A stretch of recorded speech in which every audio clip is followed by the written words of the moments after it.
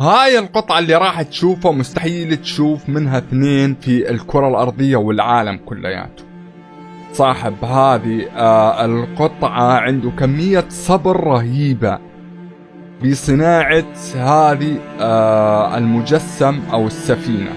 عنده كمية صبر رهيبة، صبر وحرفية ومهنية عالية واصلة لأعلى مستوياتها. هي هواية، يعني في كثير أصحاب صنعات عندهم خبرة لكن ما يتمتعون بالصبر اللي عند راعي هذا المجسم. صاحب هذا المجسم قاعد يصنع سفينة حربية، عنده مهنية واضحة وصبر في أدق التفاصيل، والواضح أنها هواية. في بعض الحالات الهوايات الناس تتكسب منها، ممكن يبيعها هذه القطعة ويحتفظ فيها، تطلع بأسعار غالية جدا لأنه ما في منها نادرة، لأنه طريقة صنعها فيها اهتمام بتفاصيل دقيقة جدا، من السكب، من النشر، من القص، من التجميع، من الفكرة، من شوف المدافع كيف صنعها. يعني الآلة يحتاج آلات لا يصنع مثل هيك شيء يعني، بالإضافة للصبر، بالإضافة للهواية. هذا أن كلهن نجمعهن بريمكس واحد وطرحهن بمقطع فيديو. حتى مقطع الفيديو يحتاج شغل، هذا أكيد مصورا على مقاطع متجزئة، مقاطع متتالية ومسرحا وقاصا، ومونتاج المقطع الفيديو لحاله الشغل. إذا نلاحظ قاعد يهتم بأدق التفاصيل، تفاصيل رهيبة، يعني سفينة حربية طبق الأصل من الواقعية. يعني شوف حتى المسامير ما تركها. كمية الصبر اللي عنده وكم أخذت وقت هذه القطعة. لاحظ حتى الإضاءة، الأخشاب، حتى يعني عنده خلفية حتى في مجال الإلكترونيات وتوابعها، في مجال الميكانيك وتوابعها. عنده خلفية واسعة بمجالات كثيرة دمجها في هذا المجسم. صبر، عنده صبر رهيب جدا.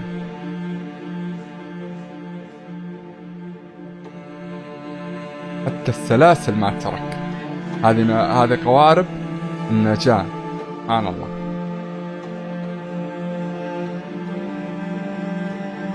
كمية الصبر اللي عنده رهيبة، يعني أتعجب من هاي الناس كيف يصبر على هذا العمل.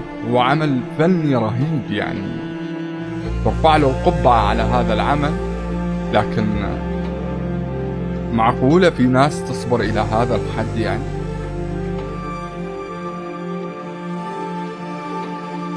سبحان الله.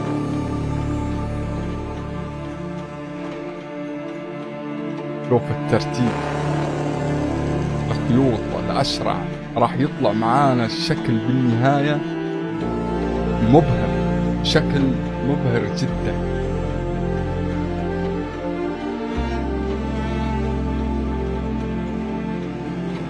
الأشرع والسارية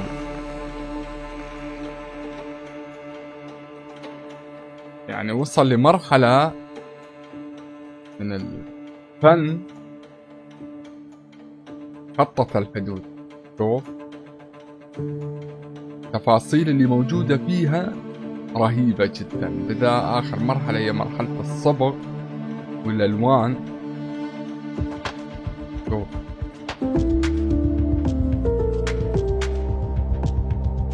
حتى الفانوس واصل له إضاءة، ما شاء الله. تحفة فنية بمعنى الكلمة. هي تكمن العجيب بأمرها هي تفاصيلها الدقيقة اللي اهتم فيها، والوقت اللي خذته هاي القطعة الفنية. أكيد أخذت منه شهور وأيام حاله اللي وصل لهاي المرحلة.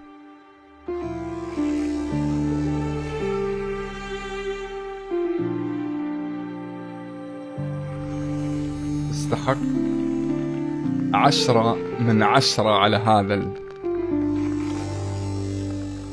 الإنجاز الفني.